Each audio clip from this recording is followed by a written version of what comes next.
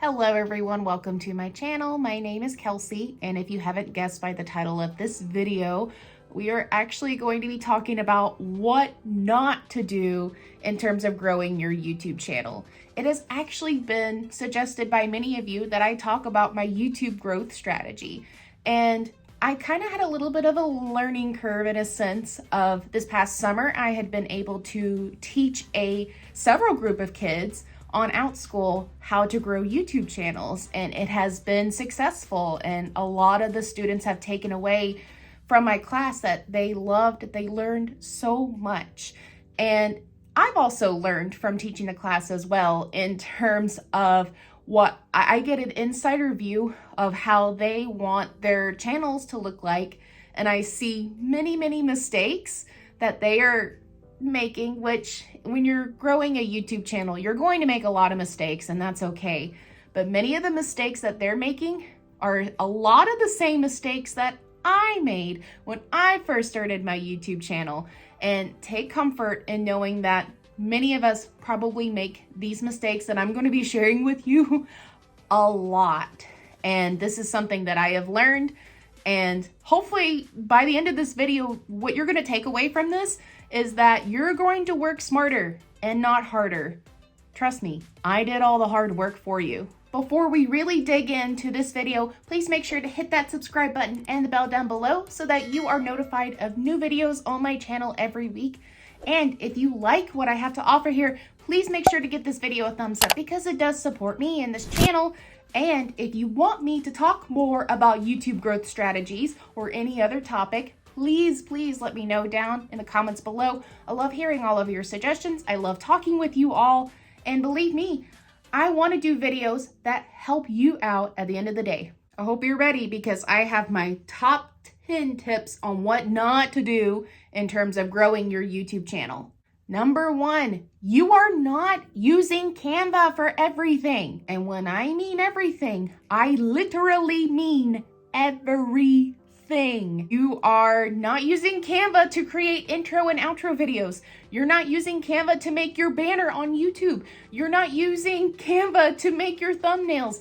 You're not making icons with it. You're not making digital product. You're not doing everything in terms of using Canva.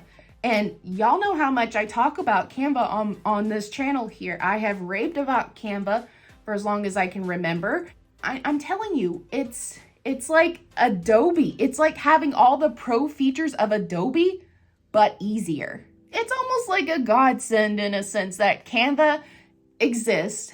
We can go on there and create a free account and make beautiful thumbnails, beautiful intro and outro videos, and be able to create your status in terms of your YouTube channel. And if you're not using Canva to utilize growing your YouTube channel, you're missing out. Now, there is a link down below in my description box to sign up for a free 30-day trial to sign up for Canva. But unfortunately, people over at Canva think I'm just not cool enough to earn money with affiliate links anymore.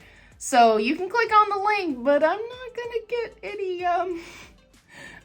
get anything in return from it. So it's really sad.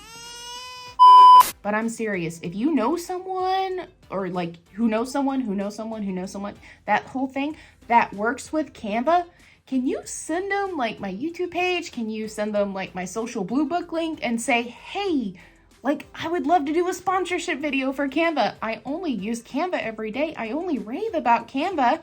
And even though I'm not part of the affiliate link program anymore with Canva, I'm still gonna use it. I still use it every day.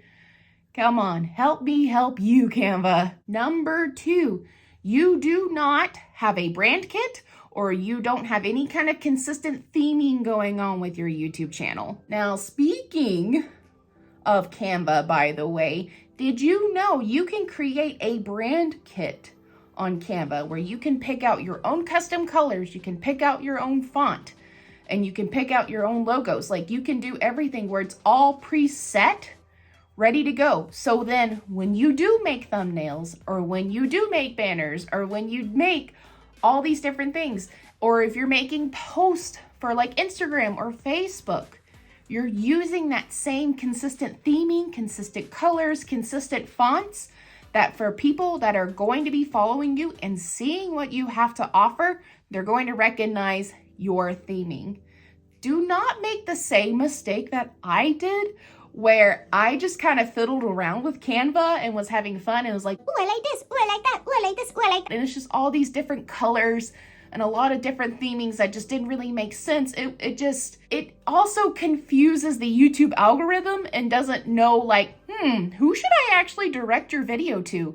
Even though you're like being blatantly obvious in terms of like what your audience is and what kind of video you're going to do, just stick with a consistent theme. When I realized that I had my theming, and if you have been on this channel long enough, you know that the themes like the pink, the orange, and the purple, and all in like a TikTok-ish font kind of deal, like, you know what that is. And with that color scheme, you know when my colors pop up on your channel, you're like, oh, Kelsey's got a new video. So same thing, same purpose. Go ahead and create that brand kit. Pick out your colors and stick with it. I'm serious. Number 3, you are not utilizing your free SEO advantages. Now, what is SEO? Search engine optimization. And the most well-known free SEO resource that you can use is Google. When you type into the Google bar, any type of topic, any type of niche, whatever it may be, you type it in, and there is going to be topics. There's going to be suggestions on what other people are looking for in terms of your niche. Use that as your inspiration to go, people are looking up this topic. They're wanting research on this topic. Use that. Take the time and research what other people are looking for in your niche. Look up Google. Use Google to your advantage. Take some time and research. You'll thank me later for that. Tip number 4, if you just simply do not have the time to do all the research and you just kind of want to copy and paste your tags and your titles and all this other things, and you're like, Kelsey, I just don't really have time to do this, then my recommendation is to get TubeBuddy. TubeBuddy has actually been the biggest supporter in terms of getting more subscribers, being able to get more views on my videos than I ever had before. TubeBuddy is great in terms of being able to send you tags that you can use for your videos that's related to what people are looking for. They can also generate titles that would best fit the title of your video and also get you more views on your video as well. TubeBuddy also has a feature where you can cut out certain clips from your long form content and create it into shorts. And they use AI technology to say, hey, this is the section that most people were actually interested in. Show that off in shorts. TubeBuddy is a Chrome extension that I recommend to help you expedite your YouTube uploading process and to also expedite your road to monetization in terms of joining the YouTube Partner Program. Signups for TubeBuddy is down below in the description box as well. Number 5, you are not scripting your content, or you don't at least have bullet points in terms of what type of content you're going to share in your videos. If you have seen my videos long enough, then you know that there's all this little spiel that I have that if this is your first time seeing me, please make sure it's not the last. So I say that little spiel, and a lot of times I usually know what I'm going to say in front of the camera because I at least have bullet points and high talking points in terms of what I'm going to say in my videos. If you are not scripting, or if you're not at least taking the time and realizing what you want to say in your videos, you're going to have a lot of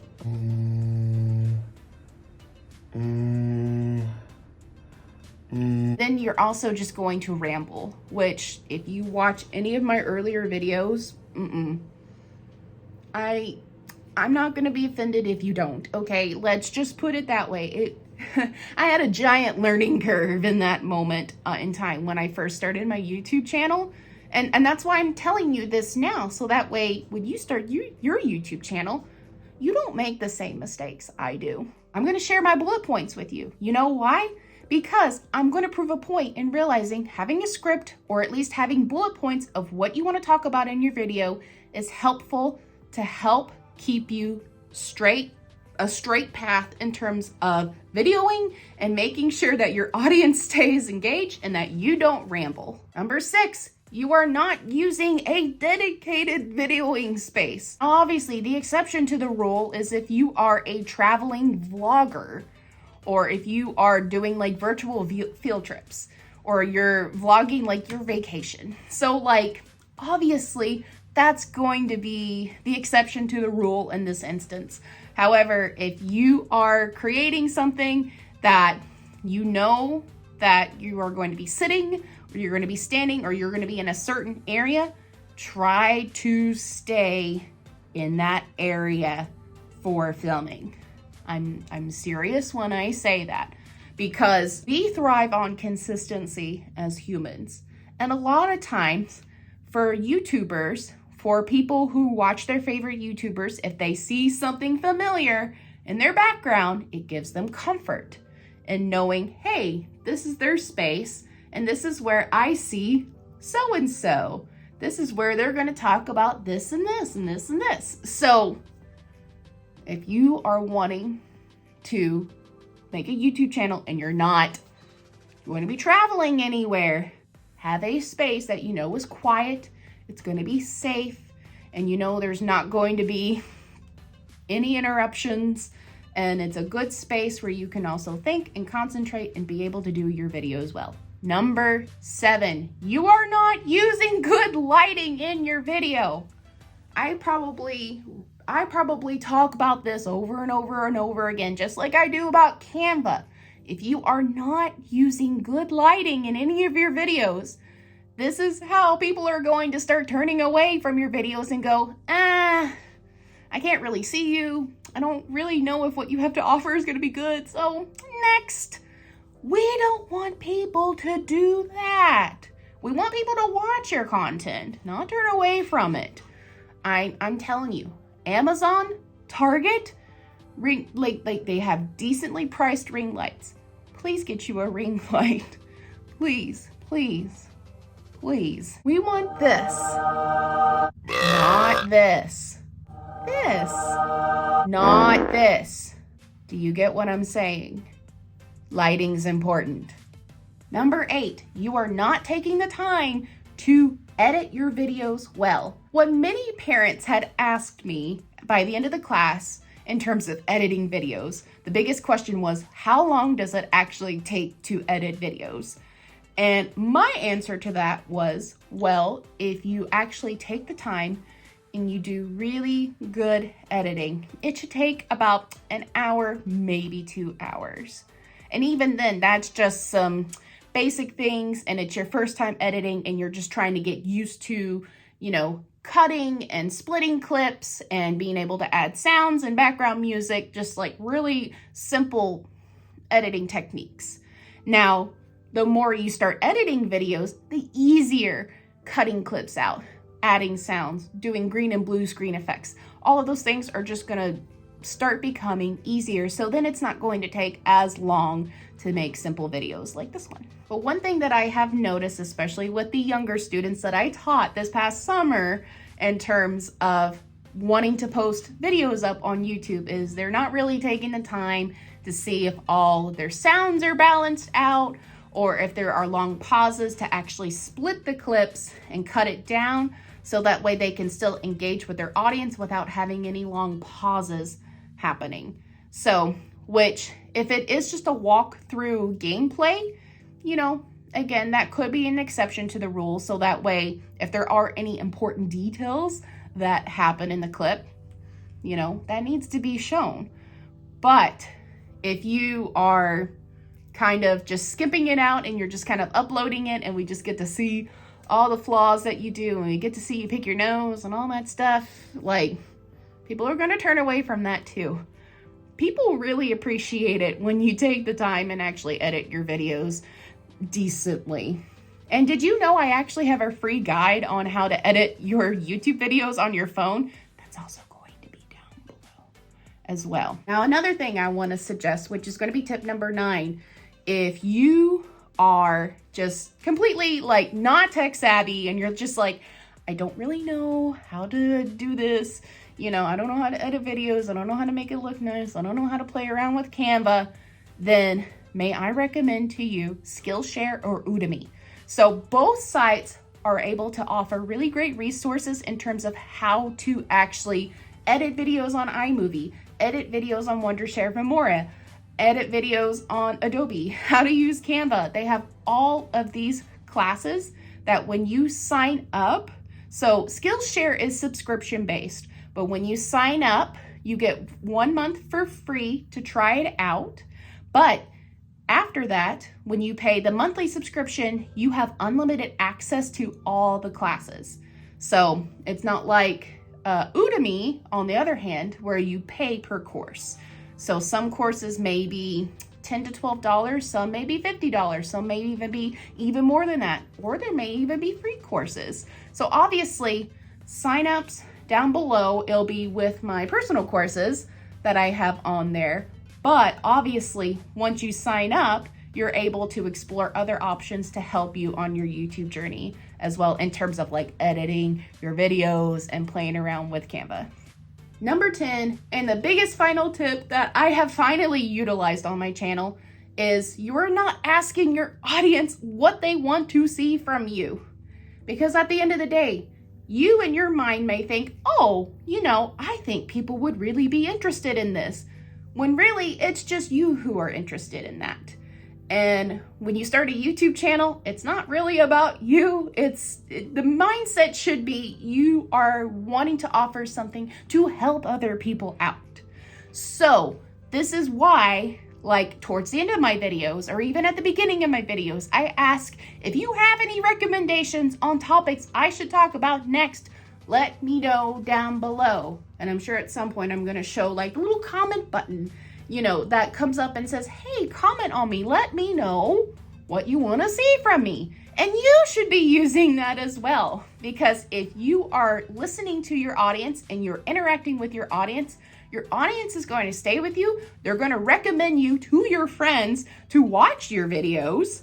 And you will be able to actually help your audience out. Which again, puts you in favor of the YouTube algorithm and more eyes, and you'll be helping more people out at the end of the day. And who doesn't like that? But please let me know down in the comments, what did you think about these tips? Do you feel like this is really helpful to you? Do you have any other tips? And again, if you have any recommendations on YouTube growth strategy or any other topics, please, please, please let me know down below. I love hearing all of these suggestions. And I love how several of you have been wanting me to explore different topics as well. I love it. I really, truly do. So thanks so much for watching, and I will see you next time.